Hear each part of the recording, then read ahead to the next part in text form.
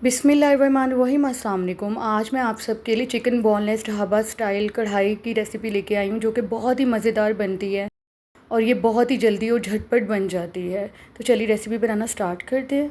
सबसे पहले मैंने एक कढ़ाई ले ली थी, उसके अंदर मैंने एक बाउल ऑयल ऐड कर दिया था। फिर उसके अंदर मैंने चिकन बोनलेस ऐड कर दिया था और इसको मैंने तब तक फ्राई किया था जब तक कि इसका कलर चेंज नहीं हो गया था।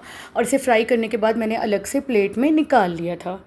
ये देख सकते हैं। अब इसे आप लोगों ने साइड पे रख देना है। उसके बाद जिस ऑयल में आप लोगों ने चिकन फ्राई किया था उसी ऑयल में आप लोगों ने प्याज बारीक कटी हुई ऐड कर देनी है, 4 से 5 अदद मीडियम साइज़ की बारीक कटी हुई प्याज। फिर आप लोगों ने इसे तब तक फ्राई करना है जब तक कि इसका थोड़ा कलर चेंज नहीं हो जाता। और उसके बाद आप लोगों ने वही चिकन इसके अंदर ऐड कर देना है जो आप लोगों ने फ्राई करके रखा हुआ था।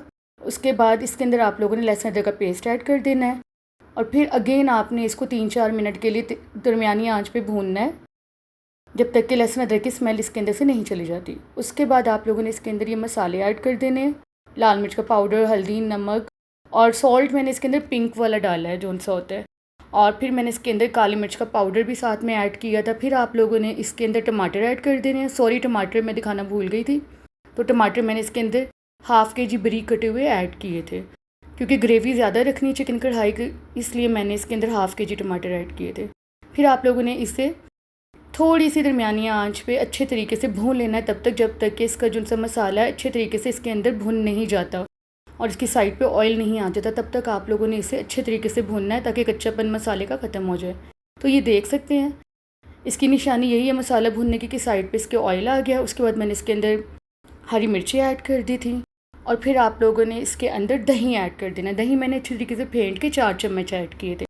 फिर आप लोगों ने इसको मिक्स कर लेना है और मिक्स करने के बाद आप लोगों ने इसको अगेन दम पे रख लेना। अच्छे तरीके से पहले मिक्स करना है, फिर आप लोगों ने तब तक दम पे रखना है जब तक कि दही का पानी खुश्क नहीं हो जाता।